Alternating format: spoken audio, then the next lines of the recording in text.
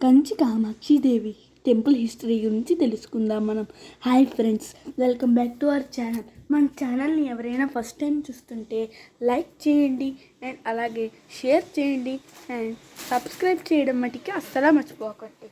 అప్పుడే మన నోటిఫికేషన్స్ మీకు అందుతాయి. పక్కనే ఉన్న బెల్ ఐకాన్ నొక్కండి.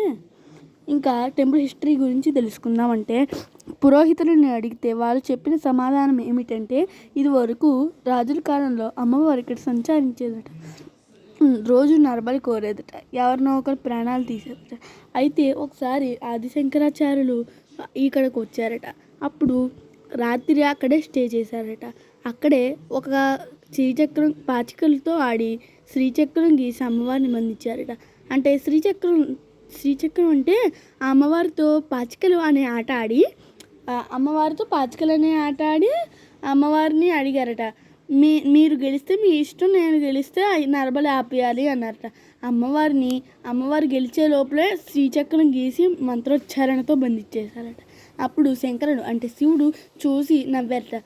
నీకు తెలియకుండానే ఈ బాలుడు నిన్ను మోసం చేశాడు అని చెప్పి అన్నారట. అప్పటి నుంచి ఇక్కడ కంచి కామాక్షిదేవికి చాలా ప్రఖ్యాతి అయినది. ఇక్కడ అమ్మవారు గాల్లో తేలుతుందంట. అది లాస్ట్లో మీకు ఫోటో చూపిస్తా. ఇక్కడ కోనేరు అయితే చాలా స్వచ్ఛంగా ఉంది. అండ్ అలాగే ఇంకోండి, ఇక్కడ ఆలయ ధ్వజస్తంభం చాలా అందంగా ఉంది. ఇక్కడ వేలో అయితే నాకు చాలా భయం వేసింది, ఎందుకంటే ఇక్కడ చూడండి ఎలా ఉందో, మీకైనా భయం వేస్తుంది కదా. ఇక్కడ అమ్మవారు చూడండి ఎంత బాగుందో, కామాక్షిదేవి.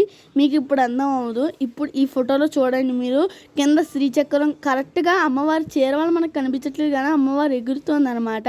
ఇక్కడైతే గోపురం మీద అమ్మవారు, దుర్గా అమ్మవారు, అలాగే అమ్మవారు డ్యాన్స్ చేస్తున్నట్టు అంటే నాట్యం చేస్తున్నట్టు, అండ్ అలాగే ఆదిశంకరాచార్యులు విత్ అమ్మవారు అండ్ శివుడు ముగ్గురు కలిపి ఉన్న ఫోటో. అలాగే అక్కడ మొత్తం ఇలాగే ఉందన్నమాట. దేవి సేవ నింపుని. ఇక్కడ అయితే నరసింహస్వామి ఫోటో కూడా ఉంది. ఇక్కడైతే లక్ష్మీదేవి ఫోటో అంటే కామాక్షిదేవి అంతే ఒకటే కదా, కామాక్షిదేవి